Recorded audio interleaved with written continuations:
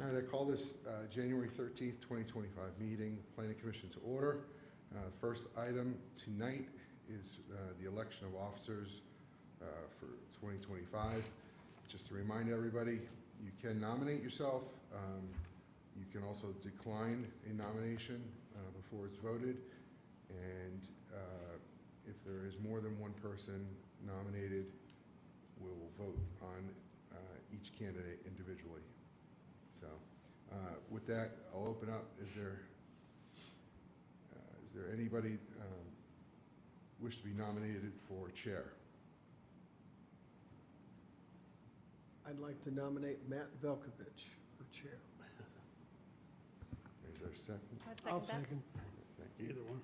All right, is there any other nominations?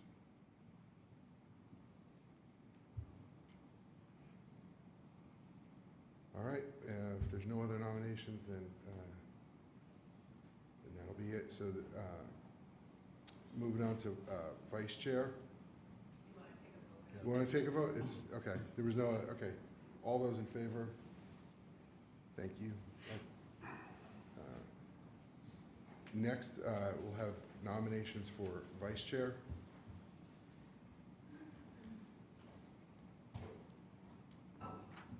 I would nominate Antonio. If you I'll have no second. objection. No, I have no objection. Second? Okay, second. Are there any other nominations? And if not, all those in favor of Antonio? All right. Excellent. Next item is the approval of the agenda. Does anybody have any questions or changes they'd like to make? Is there a motion to approve the agenda? Motion to approve? I'll second. Any discussion? All those in favor? All right, next is the adoption of the minutes from the December 9th meeting. Does anybody have any questions, comments, or changes they wish to make?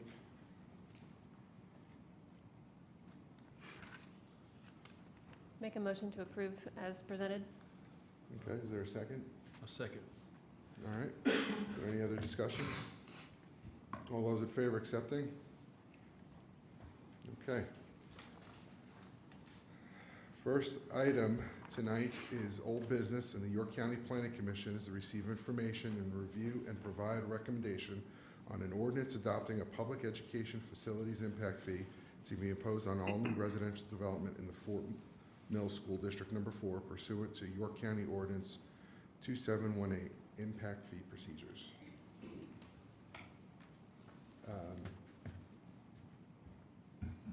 Is there any, We have no presentation? okay, so there's no presentation, so we can just pick up from where we were, okay. All right. So, if anybody wants to add any other discussion from last month's meeting, where we had received the presentation from the school district, from the consultant, Tischler Bice, as well as the construction manager, talked about costs, the construction costs, and the changes in that. Does anybody have anything they'd like to add, ask, while we have everybody here tonight? I have a couple comments, but Yeah, not necessarily feel free. any No, questions. go ahead. So, I didn't have a chance to look over any of the analysis that was done, and I'd maybe like to ask my colleague there to give us Sure. a little bit of a short summary of what you discovered and what you did. Thanks, Mike. I went back and looked at a number of different things that were part of the presentations that were historical numbers used in this particular presentation, but also looking at some of the past presentations. And the one comment that I had looking at level of service was that the study uses an average level of service by school type. And if you look at the individual schools within that ranking, there are different LOSs, and there seems to be what I would refer to as a little bit of a creep in the LOS numbers over the years as the newer schools end up having a higher level of service than some of the older schools. And in some cases, it's higher than what is presented in the plan itself. So in other words, you might use 160 square feet for a particular student population or school, but then the school gets built and it's 174 square feet per student. So then that becomes part of the next average. So I'm just looking at that as an observation and wondering, is it because the minimum requirements per student has changed over time? Or are we looking at the numbers differently? I guess I'd like to know exactly what is in the LOS calculation in terms of square feet. Does it include just classrooms? I'm assuming it includes everything. Okay. And just to clarify, so I'm understanding what you're stating, what you saw is that the level of service number seemed to increase, indicating more is needed to meet that level of service. That was my Right. basic question, Okay. yes. So, and that could be because, So, yeah, so my question, and I'll kind of summarize this, my question to the school district would be, has the requirements changed Right. in terms of what is required to be provided for every student, or have there been programs, or I don't even know what they could be called, that were not required previously, that are required now, that require, that would cause that number to go up? Yes, possibly. One of the things that quickly came to mind when we look at the square footage is we are now constructing 1,200 square foot elementary schools versus 1,000 student, 1,200 student capacity versus 1,000 student capacity, just because of the decreasing amount of land available in the Fort Mill TAK area, and thinking towards the next 10 years and just the likelihood of diminishing school sites available to meet the requirements. We are now looking at the 1,200 student capacity schools versus the 1,000 student capacity schools. That came to mind quickly without really getting into a lot of the Just, like, detail. and I don't know exactly all of what goes into it, but like the one thing that jumps out to me from when my kids were going to school is like, school resource officers Right. and the security measures you guys Yes. have now. Yes. I'm sure it adds cost. Is there anything like that, or any other programs, or anything else, like?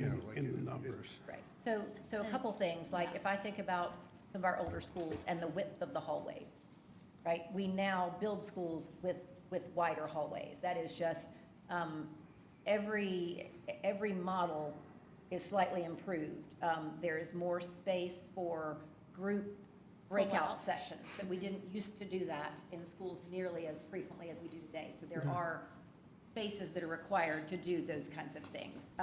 We've also, I think, built more classrooms specifically geared towards special services, which take a lot more space because of the equipment Yes. that's required in those type of classrooms. So a lot of our newer schools started to incorporate those things that some of the older schools would not have had in the past.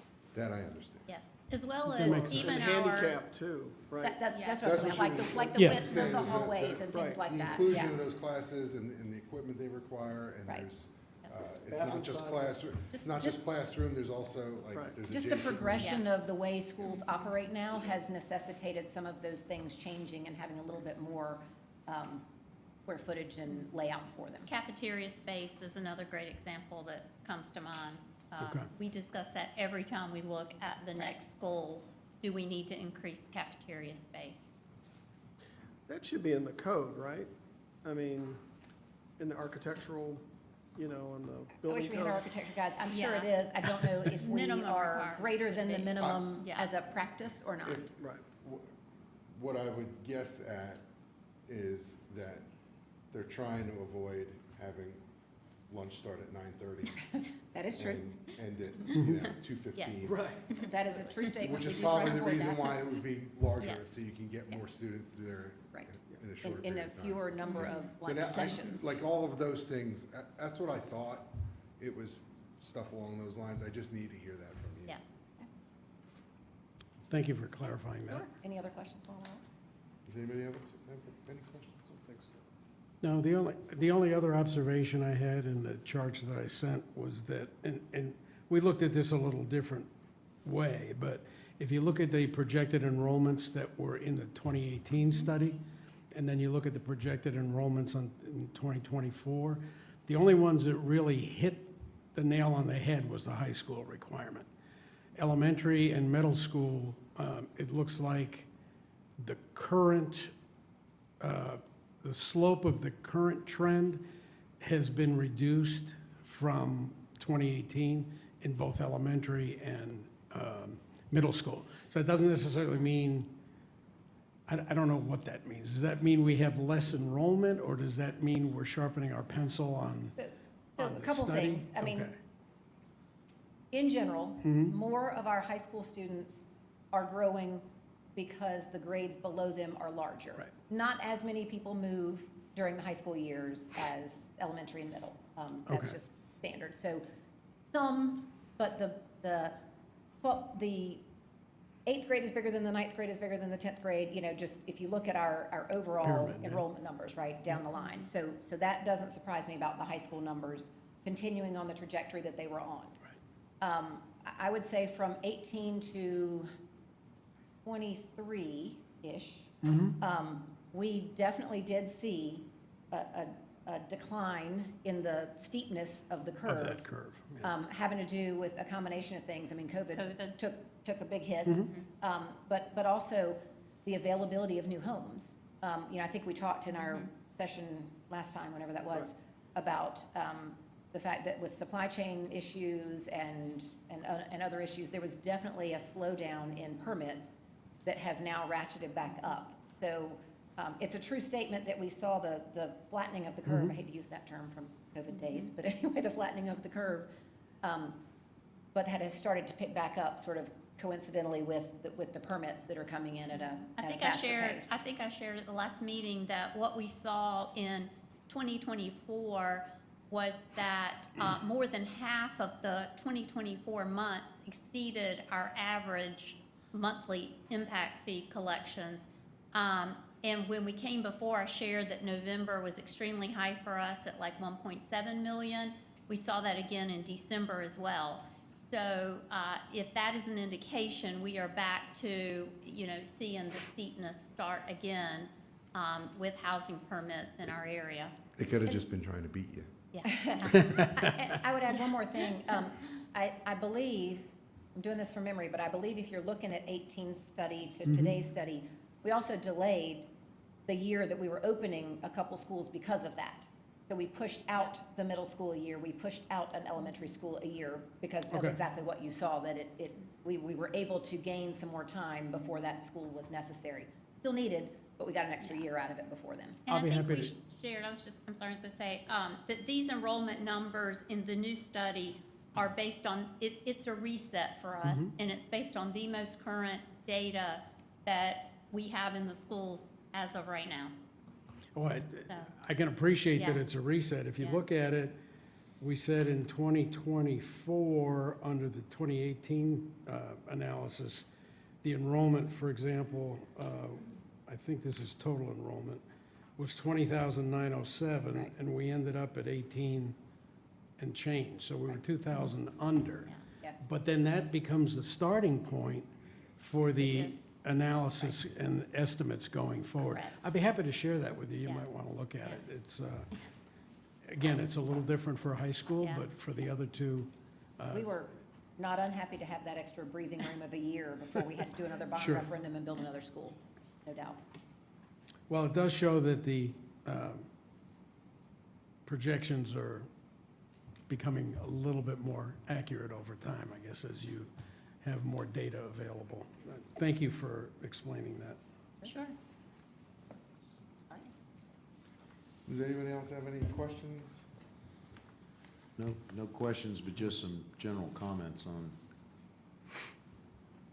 impact fees. I don't know if this is appropriate time or not. Well, we can discuss that. Is there a motion on, at this? Yeah, I'll make the motion to recommend approval of the impact fee with the cost of $29,640 for a single-family detached dwelling and a fee of $20,796 for a multifamily dwelling. I'll second that. Second, okay. Is there discussion now? So Chris will- Yeah, so just a couple of things, and I certainly appreciate all the time and effort that everyone's put into collecting this information and getting it for us and answering all the multitude of questions we had. My concerns with this approach is what it does to housing prices in general, and driving up housing prices with a fee that then causes kind of a chain reaction effect in an area. And I'm not a real estate genius, but if I've got to go in and my house now costs $30,000 more, then the next house down the street's going to be $30,000 more when it tries to sell, because when you do your comps, this is eventually going to drive prices up more. Maybe that's not a big deal. I have a little bit of heartburn with that methodology causing that to happen as maybe an unintended consequence. I see what the guide is, but the other thing is that becomes financed. So the homeowner winds up not paying $30,000, but probably closer to $60,000 or $70,000 over the life of that loan. And when I asked the question when we were together last time, the response was, yeah, but if you do a straight fee in taxes, or try and do it in property taxes, you don't collect all the money up front like you need to. Well, I understand that, but I think we've got a lot of people around that are smarter than me that could figure out how to make that work without having someone have that. So I have a little bit of heartburn with those. And kind of my final piece about this is, what about an exception for existing residents? So we have someone who has lived in a home for 10 years. They paid an impact fee when they moved here. They've done a really good job of saving money. They're ready to move into their next house, their bigger house. Their family's getting larger, and they move into a new neighborhood and have to pay an impact fee all over again. But their kids are already in the school. They just moved.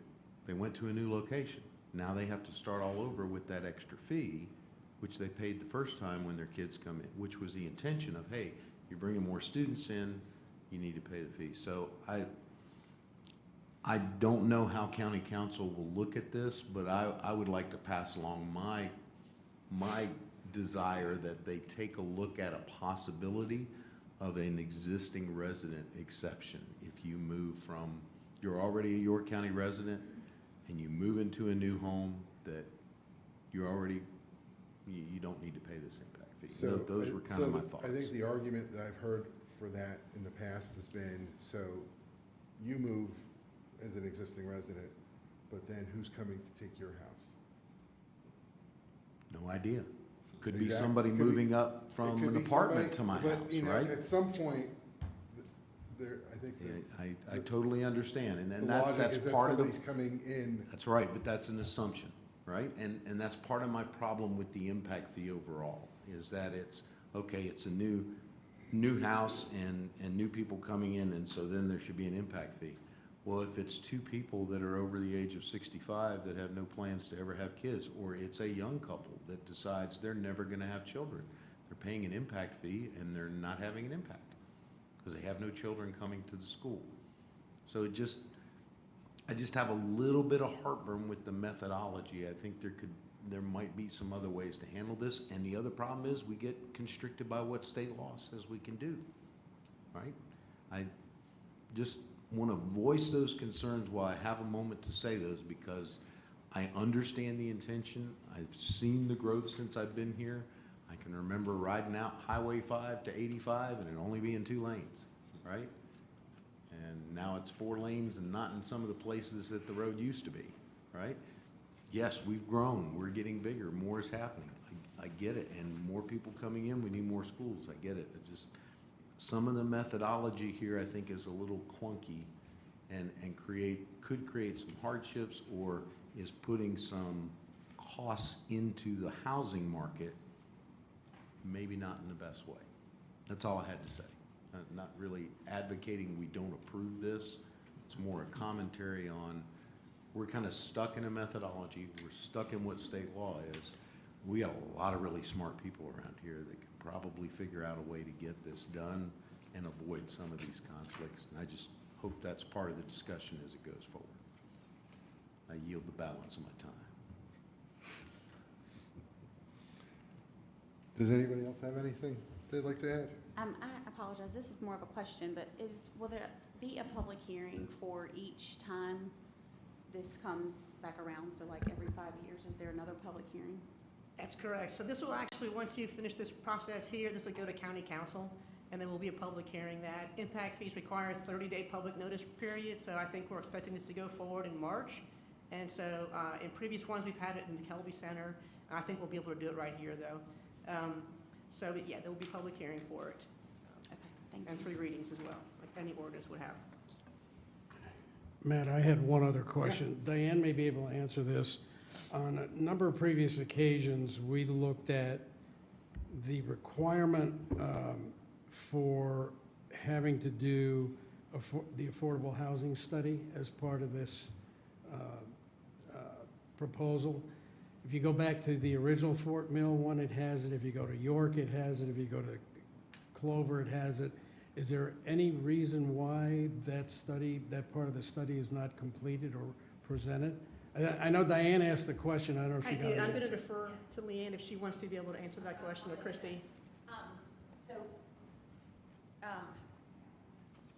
I would say there's a couple reasons. I was not aware, was Clover the most recent one?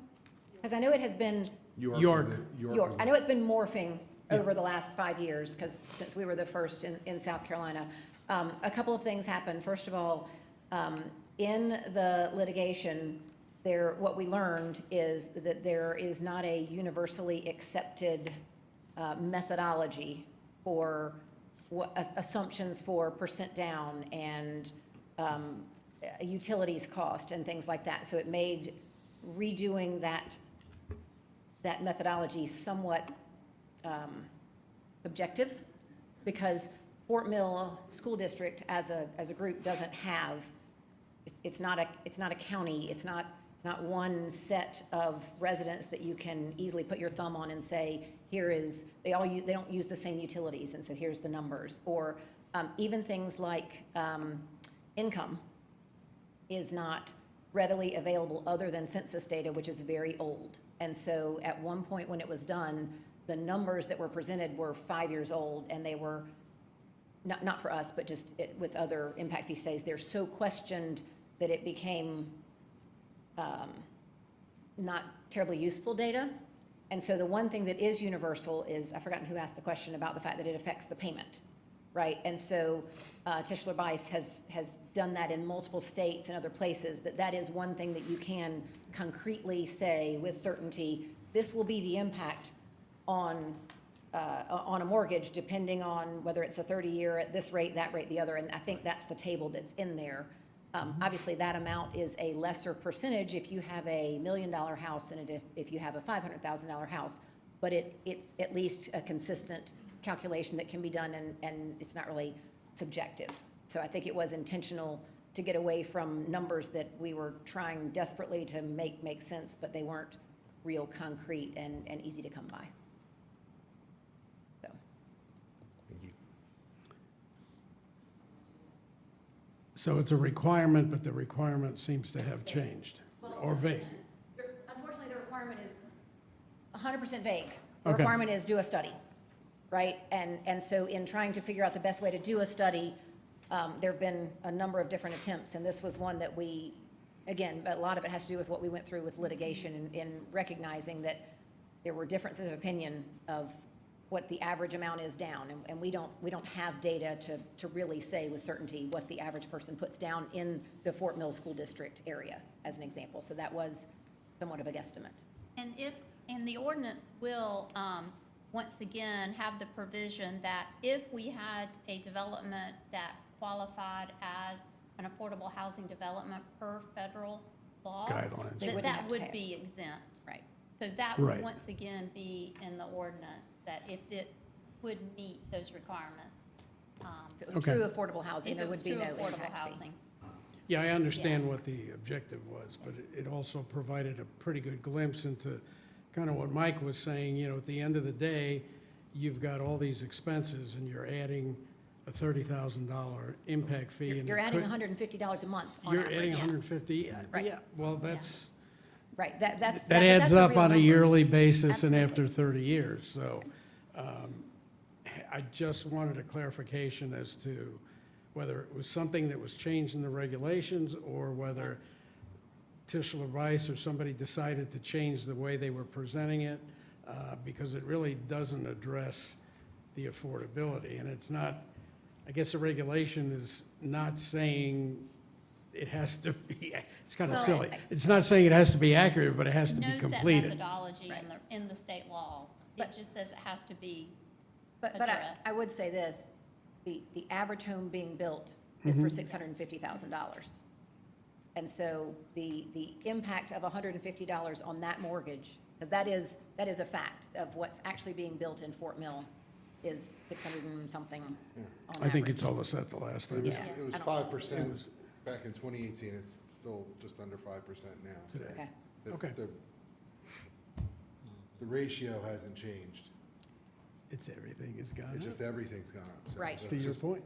That, I mean, that's certainly one thing I've seen, you know.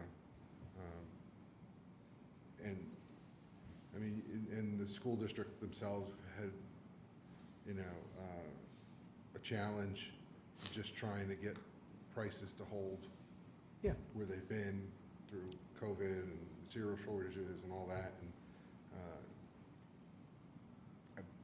after you kind of look at all of that data and everything, actually, I was a little bit more stunned than anything else that it's only. But it didn't go up as a percentage, right? Mm-hmm. So, Yeah, the major difference is, the last time we did this, interest rates were 3%, 3%. right? Now And they're now we're talking Yeah. 6.5, 7.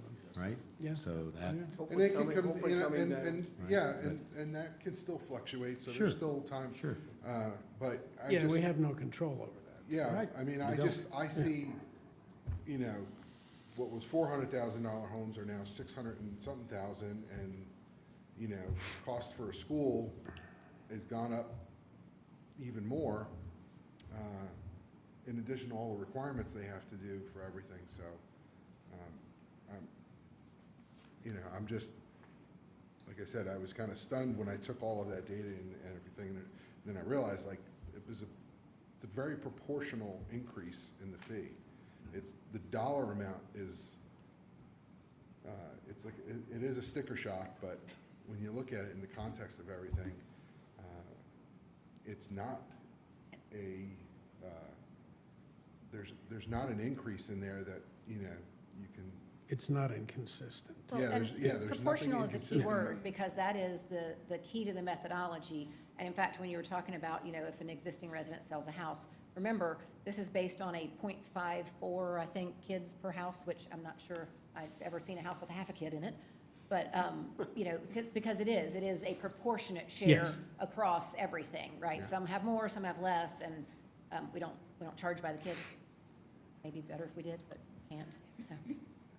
Thank you for addressing that. I just wanted to note that it was different than Yeah. the 4 prior Yeah. studies, and there was no explanation. So thank you for offering that information. Did anybody else have anything they'd like to add? All right, so there's a motion and a second. With no other discussion, all those in favor of recommending the approval? Anyone opposed? No? All right. The next item is Planning Commission to consider adopting a resolution recommending an ordinance enabling the public education facilities impact fee to be imposed on all new residential development in the Fort Mill No. 4 School District for adoption by the York County Council. Motion to approve. Second. Any discussion? All those in favor? Unanimous. Excellent. Yeah, just to let anybody know that's here regarding this impact fee, this will be going in front of the county council for 3 hearings, one of which will be a public hearing where you can speak out in favor or against, and that will be set in their agenda sometime in February or March. Okay? All right, so next item on our agenda tonight is rezoning 24-63 Thomas McCall, the applicant owner, requesting to rezone 2 parcels that total 6.73 acres from UD and RMX 20 to RUD. The subject parcels are located on Doolin Road in the Clover community. The properties are referenced as tax map numbers 37300, 00027, and 167, Council District 2, Mr. Layton. Hello, Thomas. Hello, good evening. Long Range Planner, Thomas Newland. So, yes, this request is to rezone 2 parcels. One is a 2.37 acre parcel. It's split between a UD and RMX district. And is also going to rezone the adjacent 4.36 acre parcel from UD to RUD. Purpose is to combine, subdivide, and allow for construction of another dwelling. So you can see here, the northern parcel is bisected by Doolin Road. This area is largely rural, a lot of vacant land forests. This is a better image of where it's bisected. You can see it kind of fills in that median there. The property, the northmost one, but on the south side of Doolin Road, has a house, a dwelling. You can't really see it in the shadow of the aerial imagery, but it is there. There's also a barn or some sort of shed, and then farther behind that is the full barn on the property behind it. And so you can see how it's split. The UD district encompasses that northern part that got cut off. Where the residence is RMX 20, and then behind that is that UD district. It's actually part of a rural center node, according to our future land use map. And again, rural residential, which was very prominent in the area. So rural residential, predominant land uses include agricultural homesteads separated by farm fields, pastures, and forests, and also anything that supplements farmers markets, cottages, or general agritourism. The subject parcel is also designated with rural center future land use. That generally is more supplemental commercial industrial businesses that are meant to serve the surrounding rural community. We recommend approval of this request. It aligns with the future land use map comprehensive plan, and the intended use of the property is consistent with the scale and character of the surrounding parcels. It removes an instance of split zoning and removes another parcel from the legacy UD district. Any questions for staff? Yeah, I got a couple. I got really one.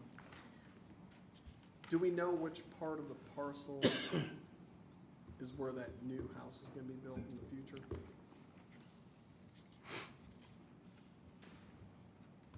We don't know for certain.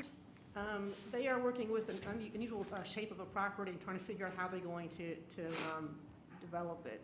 I'm just going to come back to the aerial picture. It's likely going to be between the 2 barns. So somewhere in that pasture area there, between the 2 barns, is where we would intend them to have the new home. Got it. Yeah, because this is the first time, well, at least for me, that we've had a parcel that's split by a DOT right-of-way. It will not be up there, I can assure you of that. And that was my follow-up, yeah. So they're kind of keeping that as buffer or whatever. It was just part of the property that was combined a few years ago, so there are no intention for that property at all. But the home, the new property, the new parcel, the lines will be created between those two barns. How big is that little section? Do we know? Yeah, That's there's- it's a little Did it- over half acre. Yeah, .542. Thank you. Are there any other questions?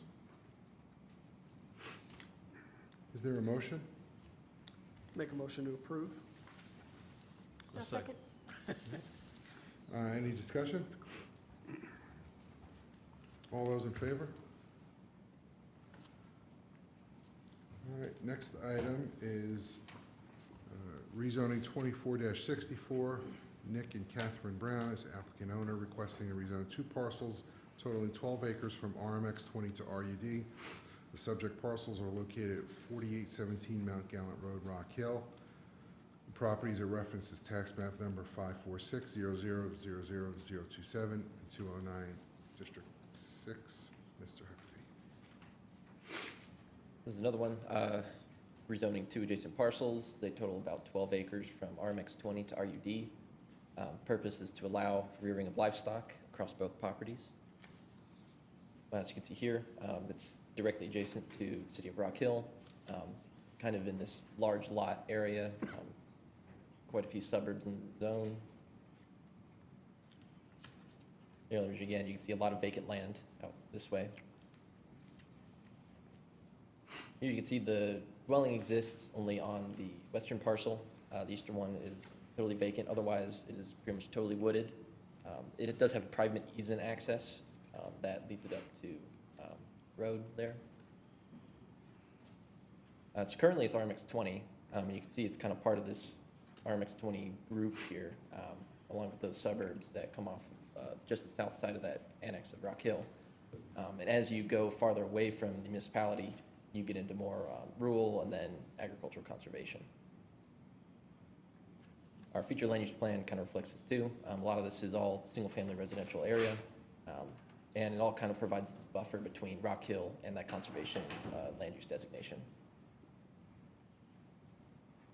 So being single-family residential, it's characterized as rural or suburban, a lot of single-family detached homes on large lots.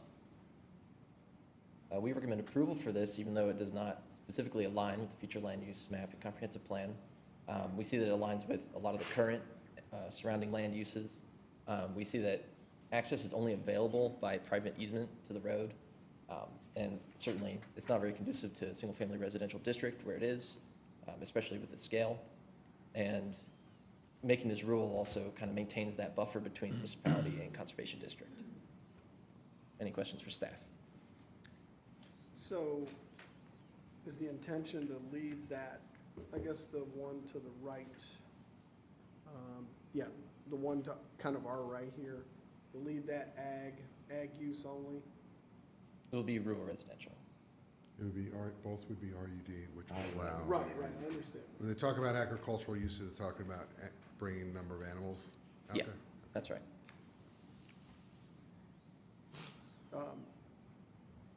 Does that have its own easement, or is it the one on the left that has the only access easement?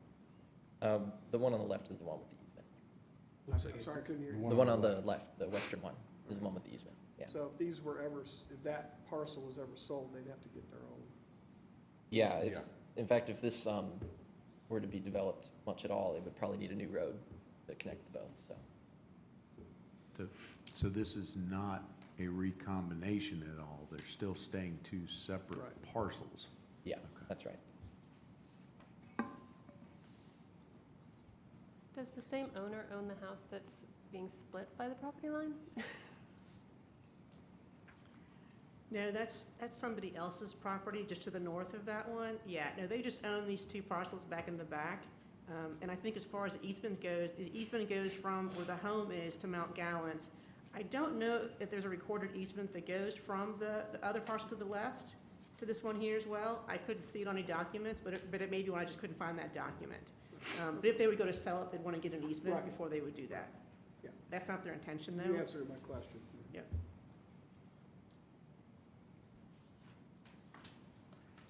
Is there any other questions?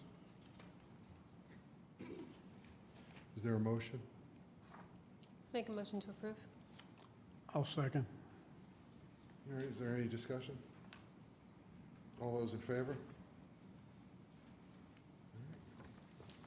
Excellent. Next item up, rezoning 24-65, Vernie Paulette, Melton Hall, applicant owner requesting a rezone of 1.54 acre parcel from UD to RSF 30. The subject parcel is located at 104 Irvin Street, Clover. The property is referenced as tax map number 36300000114, Council District 2, Mr. Litton. This is to rezone a 1.54 acre parcel from UD to RSF 30. The purpose is to subdivide and build a second dwelling on the new lot. This is another one that's very, very close to municipality. In this case, it is Clover, kind of in this crook of the municipality here. You can tell just by looking at the parcel lines, there's a lot of suburban development and single-family detached housing in this area. And the area will support that. You can see it currently only has one dwelling on it.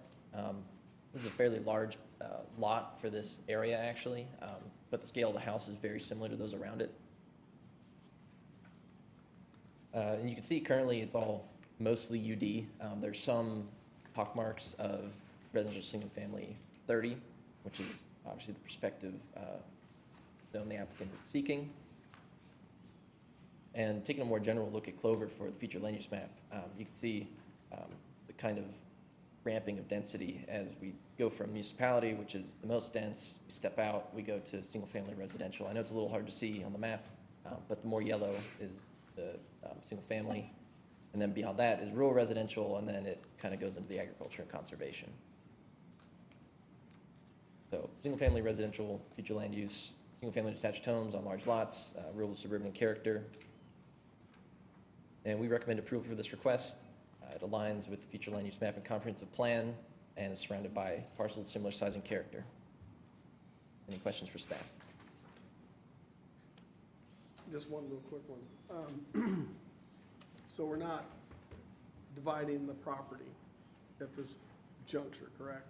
Right, the RSF 30 designation is just to give flexibility for when they do want to subdivide. They do intend to, but they don't have any concrete lines or anything drawn yet.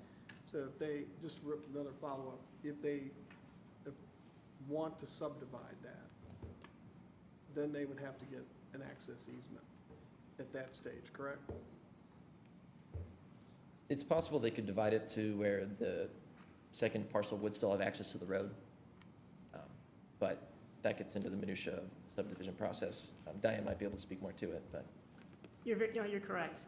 They can probably work out something to access the road, or they can just go in the back and then have an easement to the road. They aren't too sure how they want to do it at this point, but those are their options. Okay, thanks. Any other questions? If not, is there a motion? Make a motion to approve? Is there any discussion? All those in favor? Yes. All right, next item is rezoning 24-66, Ognebeni North America LLC's applicant, SRE SC3 LLC owner, requesting rezone a 16.77 acre parcel from LI to ID. The subject parcel is located on Wilson Business Parkway, Fort Mill. The property is referenced as tax map number 716-00000066, District 1, Mr. Audette. Yeah, so this is a rezoning request to go from LI to ID for the purpose of expanding the allowed uses to include machinery manufacturing. You can see it's directly off of I-77. It's kind of part of this larger business park that shares the road with. It's totally vacant as of now. A lot of the land is kind of undevelopable. You can see the top is mostly a pond. You have a transition line easement cutting through it. This is part of already at a light industrial group down here again off I-77. You can see there's a lot of different commercial industrial development going on, especially along this corridor. And as such, we have designated it as I-77 corridor employment. Here's their site plan. You can see they're kind of joined off of the very end of the Business Park Road and back up to the conservation easement you can see here.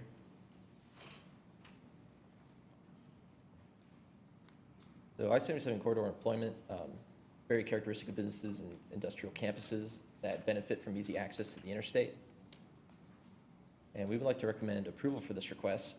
It aligns with the future land use map and comprehensive plan. The type of development aligns with the surrounding land uses.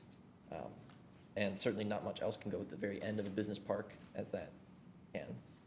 The applicant has agreed to record a deed restriction that will limit potential uses that are inappropriate for the lot. So I put together the restricted uses that will be included in the deed, and the other side are the uses that will still be allowed.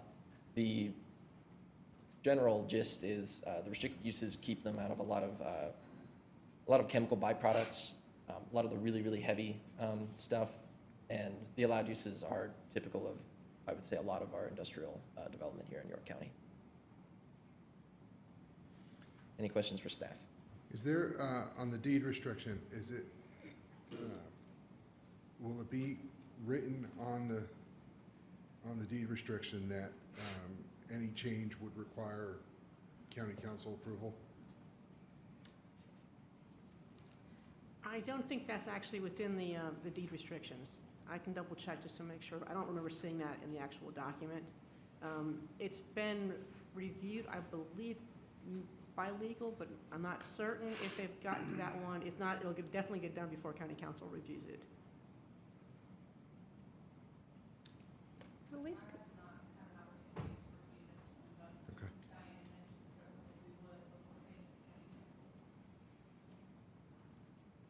quick question. So we've asked for this sort of in the past with other rezonings that have come through. Why can we do it now and not in previous times? So what we've done in the past have been conditional use rezonings, which we do not allow. However, we do allow folks to be able to do a deed restriction. This is something we've been doing probably in the past, I would say, 6 months to maybe a year by now. At this point, typically it's gotten to where it's the council has requested the deed restrictions. In this case, we recommended just to go ahead and for the applicant to prepare those, anticipating this is going to be the request of council as well. So were the restrictions determined by the applicant, or was this a recommendation by staff? They provided us with a draft of that. We reviewed it and we agreed to it. So they do their first work through, and then we, like I said, we agree to it.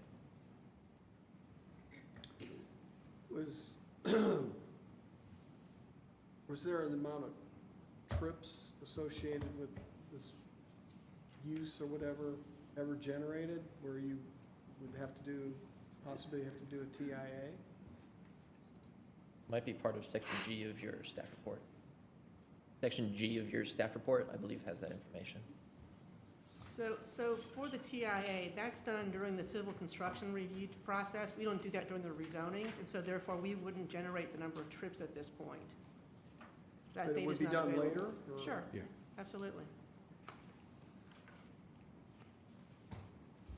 So what happens if ownership changes? Would this deed restriction stay in place? Yes, that's what, I think that's what I read. Okay. It More, transfers. kind of along those same lines, though.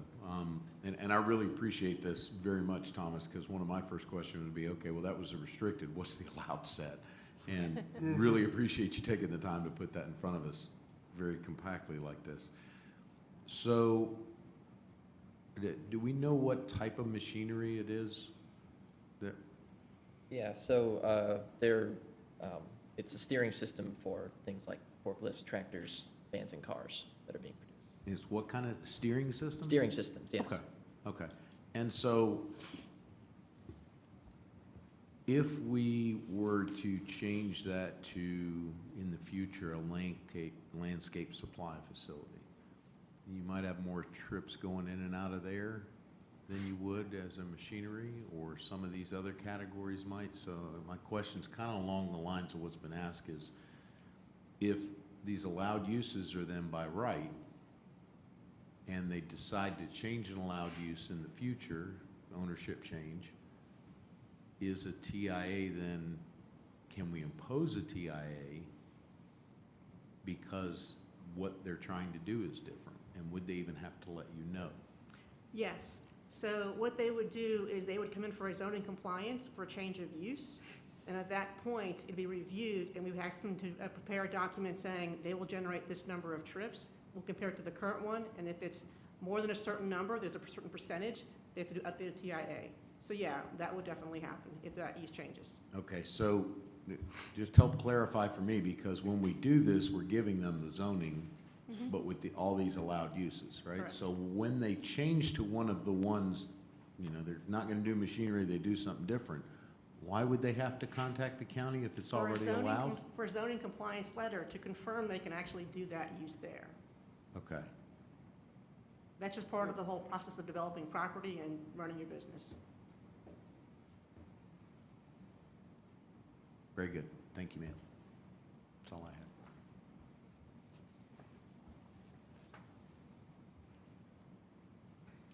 All right, is there any other questions? Is there a recommendation?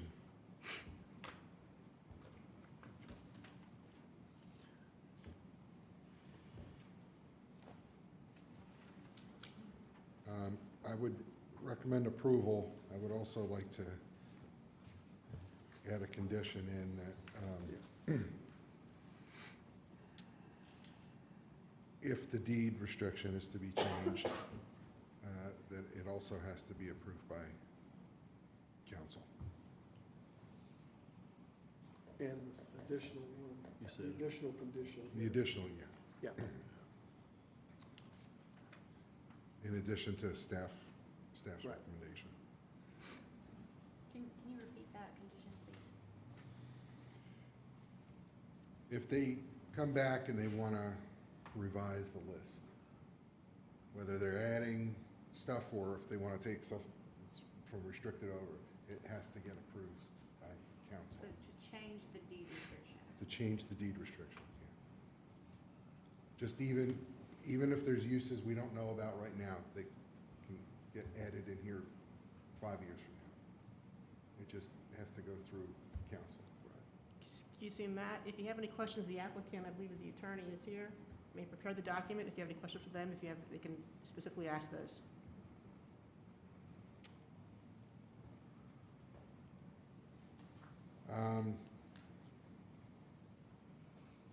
I do not have any questions for the, Okay.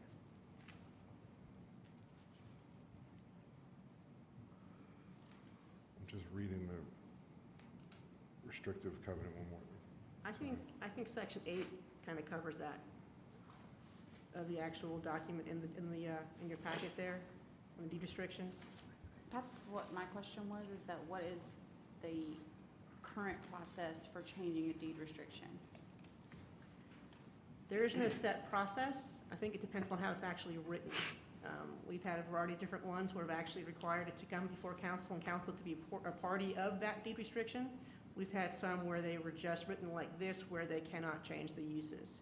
So we've seen couple of different ways to do it. So right now, with this is saying this is what it is, it can't be changed?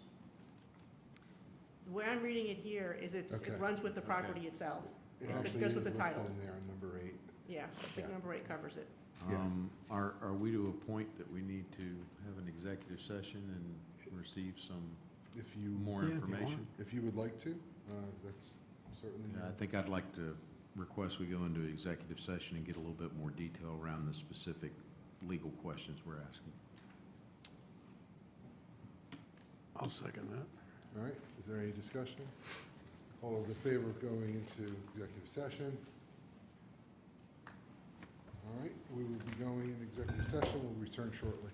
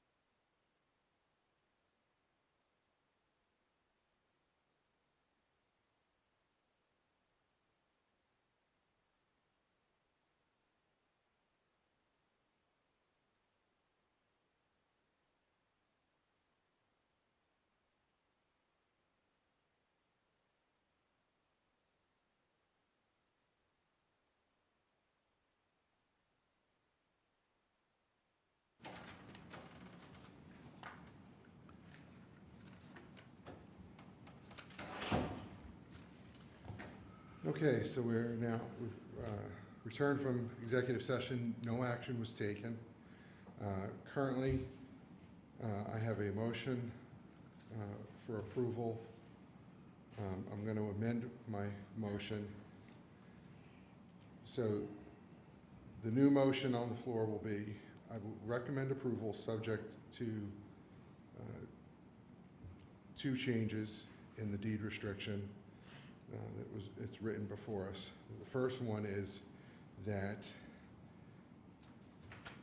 instead of having the uses that will not be allowed, that the site lists only the uses that are allowed. And then second is that any change in use would be subject to the existing ordinance that's in place at time, which would require the applicant to apply for zoning compliance with the county. So approval with those two conditions, that's my motion. Plus staff's. Plus, what, I'm Yeah. sorry, I just want to reread it, make sure I got it. Yeah. Plus staffs, yes, which is the, to do it within The 90 days. 90 90 days, days, yes. right. So that's three, yeah. To do what within 90 days? To record the For the deed. deed, oh, okay, Yeah, record it. that's all. It was just adding in Okay. your rec. The existing staff recommendation right, as part the of the condition. conditions Yep. plus So we're these two listing- new ones. We're changing the deed restriction will have the uses that are listed, are allowed. Ins- That any change in use be required to go through the existing procedure at the county, which involves, in this case, zoning compliance, and that the restrictive covenant be submitted as part of the rezoning application and shall be recorded with the York County Register of Deeds within 90 days of the rezoning approval. I would second that. Okay. Thank you. All right, is there any discussion now? We have a motion and a second. I would like to mention, I know Kate's very familiar with this area. I'm extremely familiar with this area because I live right across the bridge.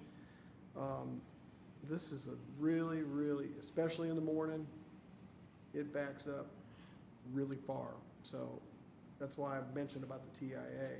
If we have a lot of trips through here, I can't remember if that's a lighted intersection. I just can't remember. Yeah. I can't- Well, I it comes don't- out, where it comes out on the 21. No, where it comes out. Comes out the Gold I Hill. mean, comes out to Gold Hill. Gold Hill. I can't remember if there's a light for some reason. I don't think there is. I don't think so. It's So- behind the, it's by the car Right. dealers. So I'm just Yeah, making a behind the car comment, deal. that it's, whenever we get the trips established, that people are looking at that. Okay. Is there any other comments? If not, all those in favor of the motion? All right.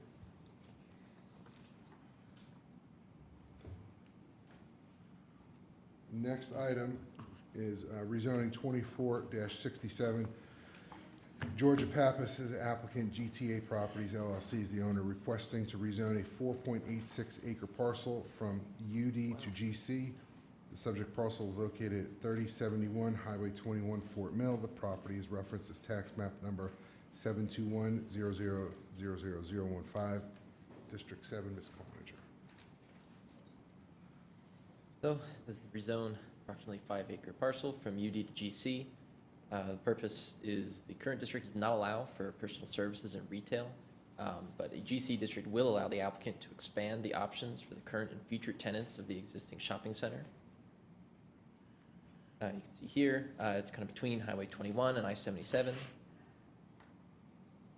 This area is generally characterized by fairly large lot, industrial and commercial uses.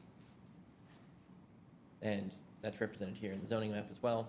You can see there's a large UD, GC, ID, LI kind of uses found here. And future land use, you can see it's all I-77 corridor employment. which of course is characterized by business and industrial campuses that benefit from easy interstate access. Staff is going to recommend approval for this request, although it does not fully align with the future land use map and comprehensive plan. Typically, when we have I-77 corridor employment, we're looking for manufacturing.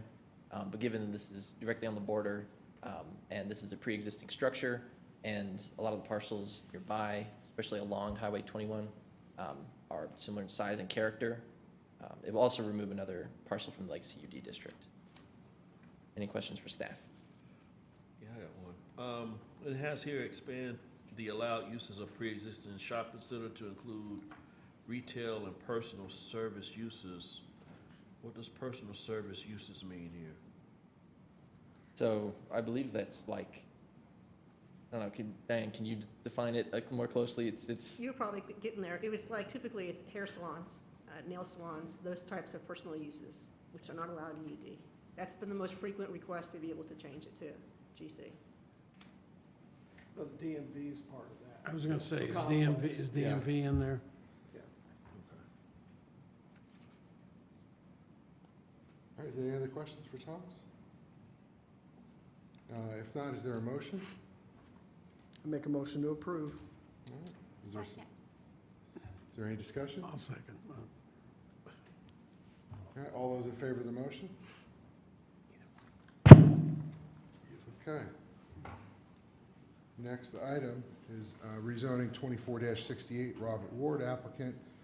Robert Ward and Logan Ward owners requesting rezone a 1.26 acre parcel from UD to RMX 20. The subject parcel is located at 3330 Pikeview Road, Fort Mill. The property is referenced as tax map number 726000041, Council District 7, Ms. Collins. So the applicant's looking to rezone a 1.26 acre parcel from UD to RMX 20 to build a home on the property. It is currently vacant. So you can see here on the vicinity map, Pikeview Road has a lot of suburbs that have entrance onto Pikeview. This is one that is directly attached to Pikeview. This aerial imagery is a little bit old. The site is pretty much totally cleared. You can see on there's a camper and some, what looks like some outside storage, but a lot of that is gone now, and the driveway and the blacktop are gone as well. So in the zoning map, you can see this is part of a very, very large swath of residential mixed 20. And again, this is all very characteristic of neighborhood residential. And neighborhood residential can be characterized as mixed residential housing types and sizes, with neighborhoods serving businesses along major intersections. Staff recommends approval for the request. It aligns with future land use map and comprehensive plan, and the residential use of this parcel would be more compatible with its surrounding suburbs. Any questions for staff? Yeah. Diane, or Thomas, since this is at 1.26 acres, what's the likelihood of them putting 2 homes on here with RMX 20, where if this was changed to RMX 40, then they couldn't put 2 homes in here?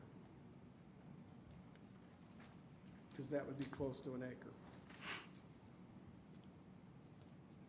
Yes, if it goes to RMX 20, how big is the property?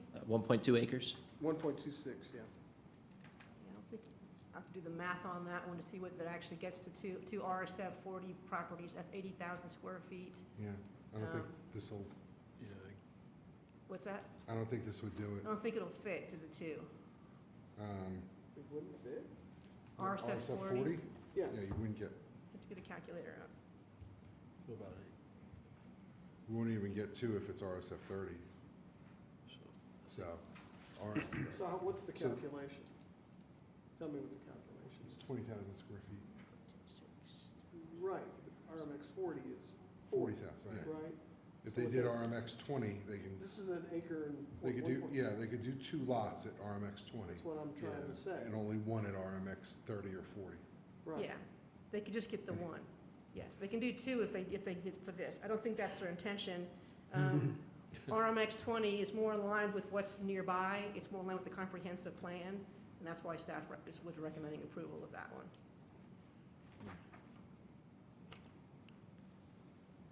Is that the only reason? I mean, because there's. Well, that was the request of the applicant, was to go to RMX 20, and it was probably chosen for those reasons, because it does align with the comprehensive plan, and it does align with the use, with the districts around there, so that's probably why they chose that one. It just made the most sense. So, yeah. Lot size, it would better match. I mean, it's larger than a lot of the lots Yeah. in the area, Yeah. That's the. but I think it's a small, skinny, it's a skinny lot. I don't know that they were gonna put 2 homes in there. If they tried to, they'd have to subdivide and come back to us anyway, right? No, they wouldn't require that. If they wanted to subdivide and put 2 homes on it, they could do that because they have enough, they have the right zoning and they have enough land, so they would Yeah, not that's what I'm require saying. rezoning. But it wouldn't be out of character with anything else in the area anyway. Right, It's, yeah. all the other lots are much smaller to begin with, so. Okay. I guess it boils down to, do you think the number of trips with 1 extra house would make it too overwhelming? All right, is there any other questions for Thomas? If not, is there a motion? I make a motion to approve? I'll second that. Is there any discussion? All those in favor of the motion? Unanimous, okay. Nope. It's one. Oh, I'm sorry, One nay. my apologies, 6-1.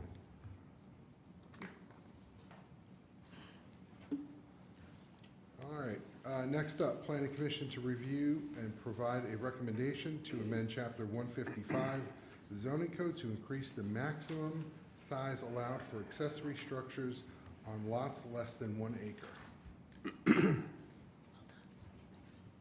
Hi there, Rachel Grothy here. I'm the zoning administrator in the planning department. So we're going to go through some proposed changes. So the Planning and Zoning Committee met in August of 2024 to discuss some potential text amendments related to accessory structures. So staff suggested an increase in square footage allowance for accessory structures on lots less than 1 acre. Staff also suggested a revision to the location and compatibility requirement for accessory structures in the Lake Wiley overlay.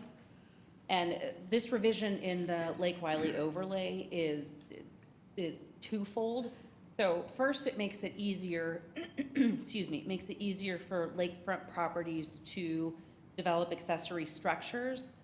And secondly, it consolidates accessory structure requirements into just one section instead of there being the main section for the rest of the county and Lake Wiley having its own. All right, so sort of an overview. So the increase of accessory structures on lots less than 1 acre. So right now, it is currently 50% is allowed of the principal structure, and what's in front of y'all tonight is increasing that to up to 65%. Secondly, in the Lake Wiley overlay, accessory structures would no longer need to be at or behind the front building line of the principal structure, which has proved to be quite challenging, and I'll show an example of that. And then the removal of the compatibility requirement, which has also been a challenge for staff with property owners coming in. And overall, the changes will consolidate the section on accessory structures, so meaning the overlay would not apply additional standards over the county-wide standard. And then lastly, this clarifies definition of accessory structure to include structures that are attached via a breezeway.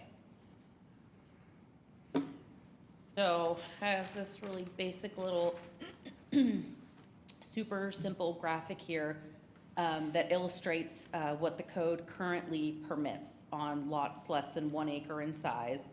The maximum gross floor area of an accessory structure is 50% of the gross floor area of the principal structure. So for clarity, gross floor area is measured from the exterior faces of the exterior walls of the structure. So in this instance, made it really simple. You have a 2,000 square foot house. You can do a 1,000 square foot garage. So the proposed amendment increases the maximum allowance of accessory structures on lots less than 1 acre from 50% of the GFA up to 65% of the building footprint, or 600 square feet, whichever is greater. So this change is threefold. So first, the change of gross floor area to footprint, it's a simpler measurement. The increase to 65% is a relaxation of the limitation, but it also ensures that accessory structures will be smaller than the principal structure and therefore subordinate to. And lastly, allowing for at least 600 square feet of accessory structure regardless of the size of the principal dwelling ensures that properties can have a reasonable size structure such as a garage or a shed. And then going back to this graphic here, so the 6 foot by 50 foot area there that we have in green to the right side of the garage, that represents what the 65% allowance in this particular case would allow. So the math for this is it's an additional 300 square feet. All right. So in this example, we have a property that is on the lake. So a few things to note here in this image. We have the buffer shown in blue. The front building wall line is in red. The proposed accessory structure is purple, and the green line shows the 25-foot required front yard setback. And in this one, you might notice that the house is located within the 50-foot buffer. So under current code, any accessory structure within the Lake Wylie overlay needs to be located at or behind the front building wall line. So in this case, the structure would need to be wedged in between the blue and red lines, which is a pretty limited location where the structure can be located. And then you also will run into, with lake lots, a lot of them you'll deal with a slope going down towards the water, and becomes more complicated and expensive to construct.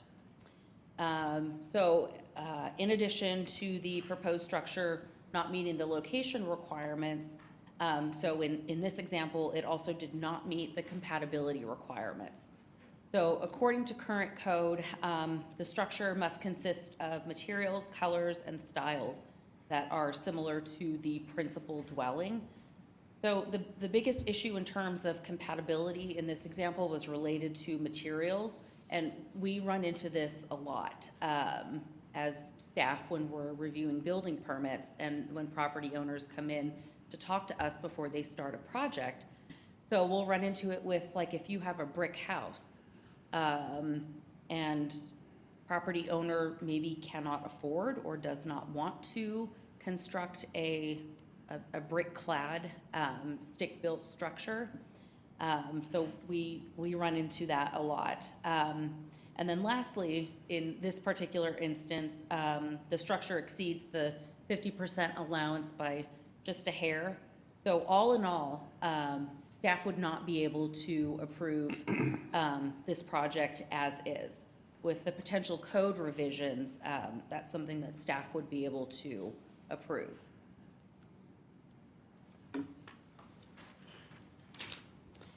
So part of our analysis, we went through to see how the size of accessory structures are regulated in other like and local jurisdictions. The majority of zoning codes that we looked at did provide some parameters on size, while a few did not have any regulations. The revisions that are before y'all tonight are well within what was found in other jurisdictions. And we are anticipating that this potential change, while it will be relatively small, but it'll have a positive impact on residential property owners.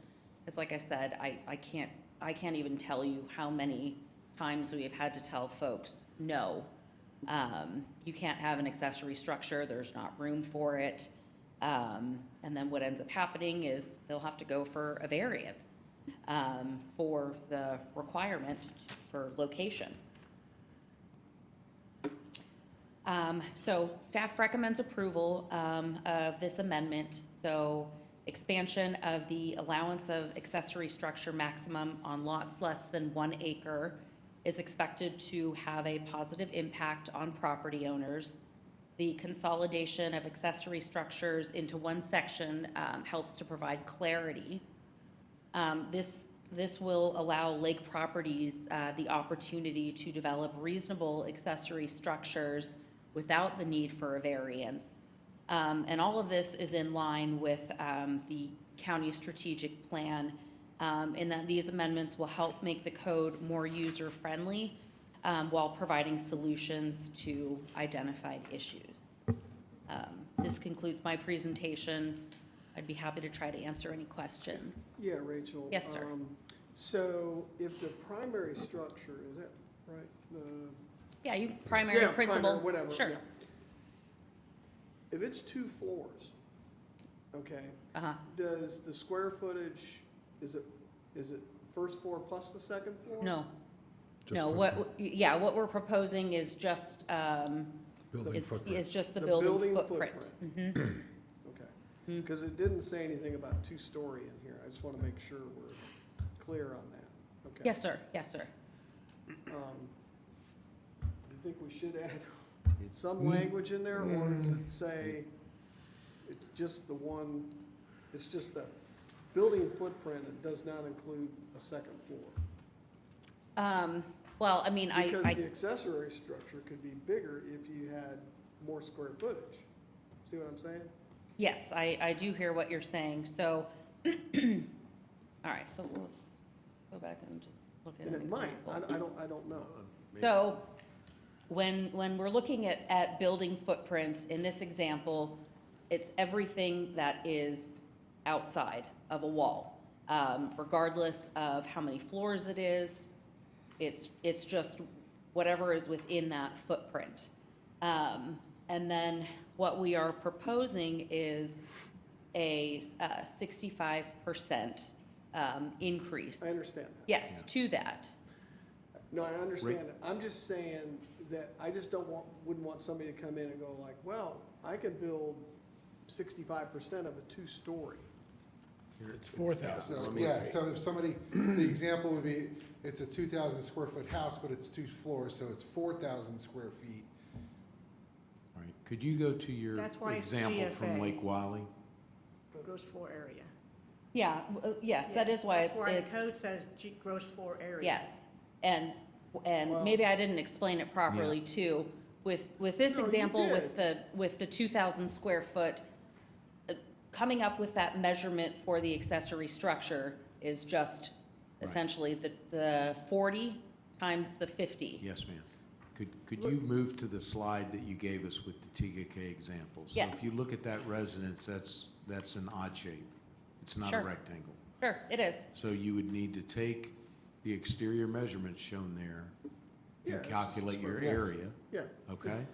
And I think what's happening is we're saying, okay, well, that's the area, but if I have a 3-story, does that mean my total footprint is Well, more so area, it's, right? so, That's what I was so think asking. about your foundation. Yes. What your, the size of your foundation, what that is, so you would figure out, you know, Correct. I'm with you. all of this. I think what we're asking is, does there need to be a little bit more Definition or something. definition Yeah. around building footprint to make it clear that it doesn't Because- include additional floors and additional Correct. square footage? That's what I'm bringing How up. could building footprint be misinterpreted is where I think Correct. they're asking. I mean, I had said it was GF. the explanation, I mean, the wording in here says, the maximum building coverage of all accessory structures shall not exceed, in this case, it would go to 65% of the building footprint of the principal structure. Understood. So That's- is there any room for misinterpreting what building footprint is I think what Thomas is asking. All I'm Right. asking is just, can we put something in there that this does not include multi-story? I That's all I'm hesitate saying. because I think the code might define those two terms already. I was gonna ask, is there? That- That's where I was why I'm going. scrolling through. I'm pretty sure Okay, the well, code if it defines does, those two terms. That's another, but And that if was my that's the case, second, we right. would just default to how the definition Correct. would be. Yeah. So that's why I'm But kind of the scrolling definition through. needs to be in, yeah, right. That's what I'm checking right now. Okay, I'm pretty cool. sure it does. If not, we can take care of that as we go through this Okay. process. That's Yes, all sir. my concern was. Okay, no, it's a fair concern, because this is what we're wanting Yeah, to see. I don't want them to build anything bigger, you know. That's than- correct, yes, Yeah. we feel the same. And Rachel, just, is there a height limitation too? Is it- 125. So- 125% of, yeah. Yeah, okay. And this only applies to those that were, it said under 1 acre? That's correct, That's correct, yeah. yes. So 5 acres, I can put as many buildings on there as I want. I guess, theoretically, but you think of like, large agricultural properties and that sort of thing, so it doesn't apply for lots that are greater than an acre. And the other question I had around that is it does not matter about the zoning either. It's just the size of the lot. So whether you're RMX RUD, RMX, whatever it is, That's correct. doesn't matter. It's just about less than an acre lot size. Yes, sir. Thank you, ma'am. Rachel, I have a question. Yes, sir. Is the current requirement just for the Lake Wiley overlay? And do we define Lake Wiley overlay as D2 or all of Lake Wiley? In It South- is. in York And County. by D2, you mean District District 2, 2? No, it's not all of District 2.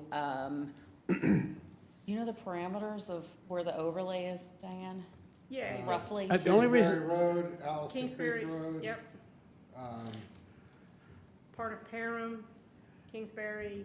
yeah, the only reason I ask is I thought that the requirements for, the existing requirements of where the accessory building had to go, like couldn't go on the lake side of the property. No, Is that, this has been, so. Okay. I don't know if, I'll give everybody a little background here. thank you. When this code was first brought in like this, I had identified this as I said, this is going to be an issue. And I've actually had multiple conversations with Rachel over the years about this. And just, throwing my 2 cents in. I've known that, there's an issue with having the proposed accessory structure at the building line of the house. Because every house on the lake is down at the lake. They're not like normal lots are where they're built up near the road. Sure. So, this change is long overdue, and I'm sure there's a number of homeowners that would probably start their construction once this gets amended. Yeah. This has been a very big problem, and I've dealt with a number of homeowners that have tried to build, and we just don't have the room, and like in this case, the house is partially in the buffer. I've had where, majority of the house is in the buffer, and so it literally leaves a sliver of land. Oh, So, I'm not opposed to it, I'm not arguing with you, I'm just trying to clarify if it is the Countywide or Lake just- Wiley overlay or countywide that we've had this issue. it's been with the overlay. Okay, The problem's been with the overlay, specifically with all Okay. the lakefront lots. So, so it doesn't apply to all, now it applies to all the lakefront lots. the new requirement where it doesn't have to be behind the front line will apply to all of them. Now it does, okay. Just So- trying to clarify. Gives it flexibility. Yeah, no, I agree. Oh, it's, well, Well, it's silly, because you have, if your access is from the street and not the water, unless you're building a boathouse, that's a whole different, that's a whole different set of requirements. Yeah, so a lot of what we're seeing is folks trying to get creative to figure out how to attach this, you know, garage, ADU, shed, you know, whatever it is that they were building to their house, with not the best results aesthetically, or even layout of the site. Can you clarify one thing for me? Yes, Just a ma'am. quick question. So I'm looking at the accessory structures detached under C, location. I just don't quite understand where it says alley-loaded detached garages must be set back from the rear property line either 3 feet or at least 20 feet. What does that mean?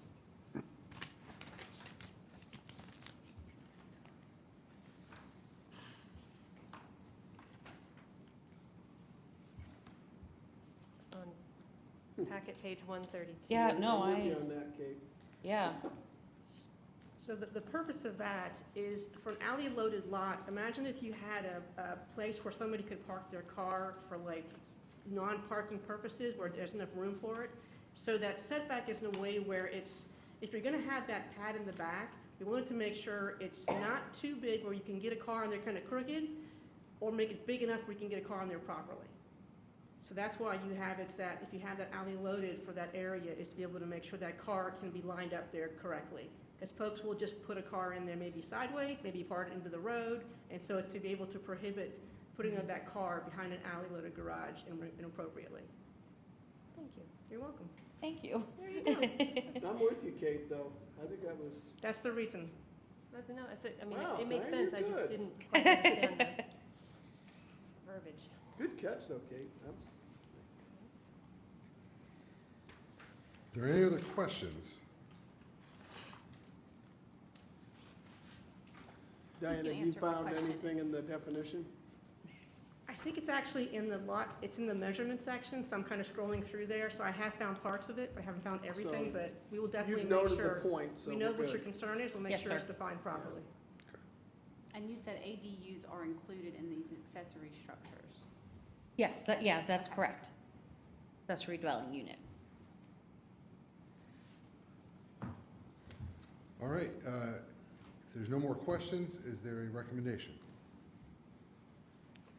I will make a recommendation to approve it to council. And I would, just subject to making sure all of the definitions are properly listed. Especially for the two-story or multi-story. We talked about building footprint, yeah. Yep. So, Clear definition of building footprint. is there a second? A second. All right, is there any discussion? If not, all those in favor of the motion? All right, that's unanimous. Next item is Planning Commission to review and provide recommendation to amend Chapter 155 of the zoning code to establish a new administrative adjustments procedure which could be requested by an applicant when a project cannot meet or exceeds a quantitative standard of the code. Good evening, everybody. So kind of following along with the previous discussion from Rachel, at that same meeting with the Planning and Zoning Committee, we came across an idea that a potential text amendment related to lot area and accessory structures. And so one way to solve some of those problems is to add a process called administrative adjustments. And so what this procedure will do is to help alleviate any kind of minor issues. And so the committee at that meeting, they recommended a request for the ordinance. We're bringing forward that ordinance right now. The goal is to allow for the administrative procedure where staff could approve small deviations in quantitative standards in the code. And consider that being assist applicants who are what they call is oh so close to complying with the need without having a need for a variance. So if they can't meet the requirement of the code, they would have to go get a variance from the BZA. And there's some times where it's just so small that is there a way for staff to be able to go ahead and approve that? That's what we call administrative adjustment. So this concept would allow staff to approve up to 10% deviation from quantitative standards in the zoning code. Now, with that does come some exclusions. It wouldn't be just go off and do anything. We couldn't do that if there was a standard in a special district, a mixed-use district, or a PD, or in an overlay. Those had their own requirements, and we couldn't deviate from those. You couldn't use the same term for anything for a lot size or density, so we couldn't adjust those based upon a little bit of lot size or any kind of density. And you also couldn't use it for use separation requirements. So if the code requires you to be 660 feet from something, then you must be 660 feet. We can't deviate from that. Then with that also comes approval criteria. So when these come to staff, we have to look at a certain number of things to be able to identify, are we going to allow this adjustment? And some things that we as staff will look at how will this affect, consistent with the character of the area? Is this really outside of what everything else is there right now? Will there be some kind of adverse effect of that? Will this cause something else down the line of a chain of events? It must be technical in nature, and it can't be anything of a feeling, it has to be a specific number. And it also must not potentially interfere with the neighbors. And we also have the right to be able to add some kind of conditions. And so we can say, okay, you can do this, but you're gonna have to do that as well. So we can apply conditions. So here's an example of how this could possibly be used. So imagine if a owner came in and they had a piece of property along this road and they were 195 feet wide. And they wanted to be able to subdivide the property. Well, on this minor road, you need 100 feet to be able to subdivide the property. They would not be able to do that. Each lot requires 100 feet. To be able to have this go forward, their only option would have to go to the Board of Zoning Appeals and apply for a variance. But there really is hard to be able to show some kind of a hardship. Like, what would the hardship be? So the BZA may not actually approve this. And so this adjustment would allow staff to be able to approve it up to a 90-foot smaller size on one of the properties, which is 10% of the 100-foot minimum, and without having to go back to the BZA. So there would be some opportunity to be able to subdivide the property without having to go before the BZA. And we can also, in this one, as an example, is we could add additional setbacks if this is going to cause a hardship to properties nearby. The other example was if a property owner wanted to build an ADU, an addition over an existing garage. The principal dwelling is 1,400 square feet, and therefore the ADU can be no more than 750 square feet, half of the existing house. And so to be able to do this, if they had an existing garage, they have to go in front of the BZA and request a variance. And so maybe the way the garage is set and that size of that, it makes sense to have a dwelling unit above that at 770 square feet, but they wouldn't be able to do that. And so we would be able to allow that, approve that administratively to allow that to go forward. So as you saw in the previous example, as part of our process, as we look at 16 different jurisdictions, always the same jurisdictions for every zoning text amendment you'll see, and to kind of see where do we fit within that. Are we an outlier? Are we within that same group? So of this, I believe it was 10 of these communities here have some kind of administrative adjustment. And we actually currently have something in our code right now, and that involves parking requirements and buffers. You can do an alternative parking plan if you need to be able to reduce some parking, or you can also do an alternative buffer plan to be able to amend the code, amend your buffer plans. So we are actually within that. We aren't an outlier on either side. So we're recommending approval for this. This will, as I mentioned, will add flexibility to quantitative limits, meeting our strategic plan initiative to approach planning issues with solutions in mind. That was a request of council. 10% limit exclusions and approval criteria maintain the integrity of the code, so it's not going too far out. We're putting some guardrails on that. It alleviates the need to pursue a variance over feet or inches. Sometimes we are talking, this is feet and inches. And the applicant's ability to seek a variance if we don't grant that through staff. So they still have another opportunity to go to that next level. Any questions for staff? Will it also apply to setbacks? I believe so, yes. It's a quantitative measure. So yeah, so that happens a lot of times too. A person who might build a building without getting a building permit, and it may not be like right in the right spot. And so that setback might be, it should have been 10 and a half, maybe it's 10, and so that would apply to a setback as well. Okay. So if it's over the 10%, then that would kick it over to The the BZA, BZA. correct. That's our guardrail there. So you got no in here on page 4, well, page 144. you have, something we The- were talking about. he's- No, with a public hearing required. Now, I don't know if this is a dumb question. The public hearing, would that be is that the BZA, or is that just a regular public hearing? What he's BZA referring is a to public is hearing. the, So there would be no process. Therefore, this is the table how we have for all of our different types of uses and type Yeah. of decisions, is there would be no public hearing because there would be nothing beyond what staff would do. But yes, there's no public hearing required. because they're asking for it to become an administrative thing, staff would make the decision, you don't need a public hearing. So there's, normally, when you're going through site plan or even some subdivision stuff, almost every case you can go through administratively without any kind of public hearing. And all this is doing is just giving them a little bit more Get a little flexibility. wiggle room. No, I Yeah. understand. Really, to me, and it benefits smaller commercial sites. I think it also benefits the homeowners on the smaller lots that they have very little wiggle room, whether they're putting a pool or a deck or a shed or, And it's a quantitative with 10% Maximum. and if you go above 10%, then it has to go to the to BZA. BZA, which is a public hearing then. Yeah. Correct. So if you're going. That's why I going wanted to make outside that- sure that corresponded with. Yeah, that. so if Yeah. you're going outside the 10%, there's there is a public hearing. That part of the chart is not for that part of the process. Yeah, so No, that, I that, understand, Mike. Okay. that chart's understand just that. all of our Okay. procedures. Okay. And since we're adding a new procedure, we add it to the chart. What I was asking is, if it's a yes, does it go to the BZA? That's what I'm asking. Yeah. Yes. Yeah. I've got a couple of devil advocate questions. Sure. All right, so All what about tree save percent? Percent of tree saved,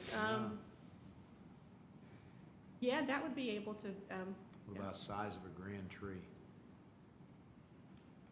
that might not, because that might be more of a determination from the code, a very specific number for like a character of a tree. Just It's a good trying to question. poke out the Yeah, that is. quantitative number. It is a number, I right? agree. So I agree. could somebody make an argument that you, I mean, you 36. all, I guess it would really be a policy matter of you all saying, no, we don't do that for grand tree, and then they'd have to go to the ZBA to try and appeal some percentage They change, actually come right? to, they come to you for the grand jury. Okay. So, I guess you gotta add another A in your column that might come to us, right? In that chart we were just looking at? Yeah, It wouldn't just we be might look at that ZBA as one, appeal yeah. board, it could be us as well as a possible appeals board? But I guess if they're Depending on appealing the our topic. decision, it may stay with the BZA, appealing our decision itself. Yeah, So that's a good question, It just- is. yeah. So I like the grand tree one, too. just, Good example. I think, I like the concept. I like the, hey, we make it a little more efficient, we have a 10% of Definitely flexibility efficiency. here that I will- defines us, I will- right? I can advocate that. There's Right. definitely an efficiency by having this in place. Yeah, I don't know if we want to look at a couple quantitative things that we say, no, they're going to be on the list of non-negotiables. And I don't know, okay? It's very difficult for me to say that where I'm sitting and what knowledge I have. But my challenge back to you all would be, now that I've thrown some maybe monkey wrenches and, ooh, maybe we don't want them to be able to change a grand tree size, that you might want to look at some of those qualitative things and say, we're going to put some things over here to the side in what we present to council that would be off limits, could Right. not be adjusted Yeah, without an appeal. I don't care 10% or not, you've got to go appeal. In other words, would be to expand the exclusion section on the list in B to be able to identify other items as well, Kind of noodle around what other stuff you may not want folks being able to, adjust. Yeah. without really thinking through it. That's all. And the flexibility is we can always add to that later. Sorry? The flexibility is we can add to that list later. Sure, yeah, yeah. Just some stuff to noodle on, that's all. Yeah. I really like the concept, though. Oh, it will be well worth Well, our time. less things going to BZA, which there are. Less things going to BCA, but it's also, but, you know, the thing I'm For trying to something get small. through is, you know, is I go to staff with something and they're bound by the code and the code says, I can't do it. And then, even though I'm that close, Gives them flexibility. this gives them flexibility if I'm that close and I do, maybe I do something else, it can justify that deviation. And that's, carries it so much further than we had in the past. And I've actually used this in Rock Hill on a site, so I know of the benefit of it, and I'm all in favor of it. I would like to make a motion to approve. All right, I'll second that. Is there any discussion? All those in favor? All right, that's unanimous. And next, Tracking sheet? yeah, is the tracking sheet. Your favorite? And all right.